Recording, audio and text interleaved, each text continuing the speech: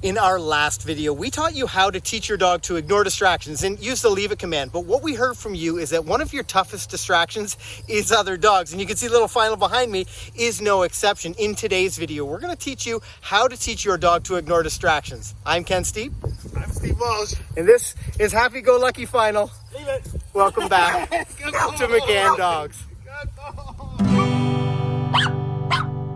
A couple of weeks ago, we posted a video on how to teach your dog to leave it and ignore distractions around them. This video today, we're going to build on that and take that distraction outside. So if you haven't seen that video, click that link down there and have a look. So once your dog has an understanding of how to leave things, and we talked about those static distractions in the house, it's time to go outside and really start to test this in real life.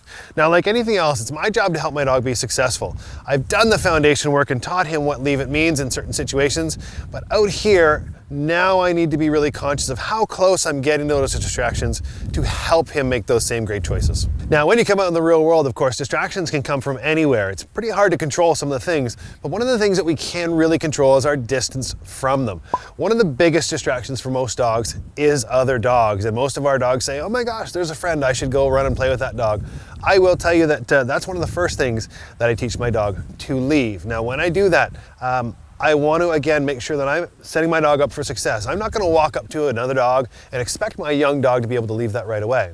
But let's say the moment my dog looks at a dog, across the park, that's when I might start to get my little food out, get them ready, tell them leave it, use a little food on their nose, turn and move them away, and yes, and reward, and build on that success at a distance. Once I have a little bit of success there, moving closer is going to help test that. So I'm out here outside now, and of course Final's looking around and he sees something over in the distance. So just to review, I've got some food in my hand ready to go. The moment his eyes go there, I'm going to say leave it. I'm immediately going to put the food to his nose, and I'm going to turn and move 180 degrees away, rewarding him as he goes. So I'm going to wait till he looks here. Leave it. Yes, good boy, very good job. So I said leave it, I used that food to turn him, I marked it with my yes, and then I rewarded him as he moved with me. Now, one of the best ways to teach your dog to ignore distractions is by controlling the distance from them. And having a little leash-free park or someplace where you can work is a really, really great tool to use. I don't recommend that you walk into a leash-free park and expect to be able to teach your dog to leave it, but being outside a park like this, and we're gonna put some dogs in here in a little bit and make things exciting for little Final, but teaching him this leave it at a distance where I can move further away to help him be successful and then start to move closer as he gets more successful can really help solidify his understanding no matter the distraction around him. I'm gonna let Final look into this imaginary little leash-free park that we've created here, and I'm gonna review those steps that we already have taught him, okay? He's gonna look, I'm gonna say leave it, food on his nose, yes, good boy, excellent job. And I might move a little closer. He's gonna look at that. Good boy. Now, one of the things you'll notice is happening, I've spent a lot of time doing the foundation work, so it's already becoming harder for him to get distracted in this environment. This may seem like something that's really basic for this dog. I've done this a number of times with him, but I can't tell you how important it is to keep practicing. Every little repetition, successful repetition of leave it is helping to build his understanding. 2 or 3 times isn't going to cut it. I need to keep doing it and keep doing it before I start to add more distractions. You can see with some dogs running around here that Final is definitely a little bit more interested in this kind of stimulation. Now, I'm feeling pretty confident in his foundation, so I'm gonna try and work this leave it here. Same rules will apply. He's looking, I'm gonna say leave it, food on his nose. Oh, it's not working because we're a little too close. Now this is a pretty common thing. I've said leave it, I put some food on his nose, he says not happening, okay? Here's what I need to do to help him. I need to move a little bit further away to help him understand how to respond. Even though I've done some great foundation on this, he thinks this is really, really important. So we're just gonna shift back a little bit and try it again. I've moved about, 15 feet away from that initial position, and I'm gonna try and see if we can do this again. The dogs are in the corner, he's looking. Good boy, leave it. Yes, good boy, excellent, good job. What a good puppy dog. And I'm actually gonna give him a little jackpot reward for that because this is a pretty hard distraction. I'm gonna try it again. Leave it. Yes, good boy, excellent, good job. Now, I'm gonna move a little quicker than I really suggest. I'm confident that he can start to work a little bit closer, but my version of closer is 2 or 3 feet. It's not 10 feet to have him make a mistake again, okay? Now he's looking, leave it.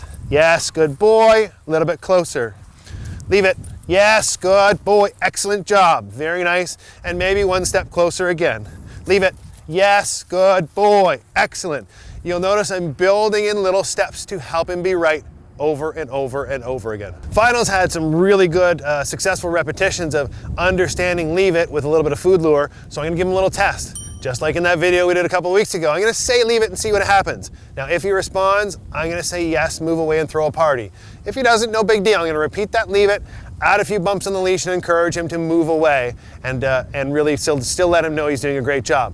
But it's important that I go back and change that distance to help him be successful. So I'm gonna see what happens here. He's looking in that direction. Leave it. Yes, good boy. Excellent job. What a good puppy dog. I can even pull out a little toy, have a little tug and play, and let him know that is absolutely the right thing to do. Good boy. Good job. Out.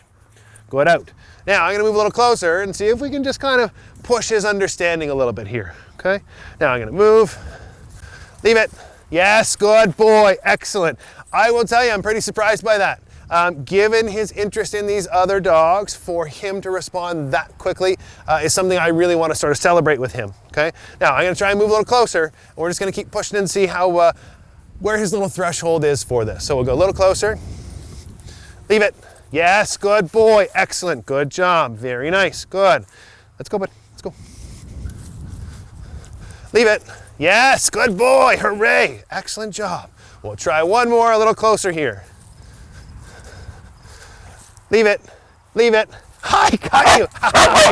I did catch you, yes. Now, I will say, I went way too close there, but I really wanted you to see the immediacy of my response. I said leave it, he didn't respond. I'm not mad at him. I simply repeated leave it, added those pulses away. Now I'll help him be successful again. So here are the important things to remember when you're teaching your dog to leave it and ignore moving distractions like these dogs. Keep your distance away from them. The further you are away and the more successful your dog can be, the easier it becomes for them to understand. The more mistakes they make by getting too close too soon, the harder it is for them to understand. So start farther away, move close to help them understand how to be right, and then test them. And if they're still struggling, just move a little bit further away. There's nothing wrong with moving further away to build on their successes and then start to push their ability to understand. Like most dogs, dogs are probably your dog's biggest distraction. But it's important you work this scenario through all distractions, whether it be bikes or cars or that squirrel that keeps taunting you on the back deck. Oh. Find all sorts of different things to help proof your dog's understanding of how to leave it and ignore distractions. Now, if you've made it this far through this video and you haven't gone back to watch our first video with leaving it, click that card right there. If this is your first time on the channel and you haven't subscribed yet, click that subscribe button. On that note, I'm Steve. Happy training.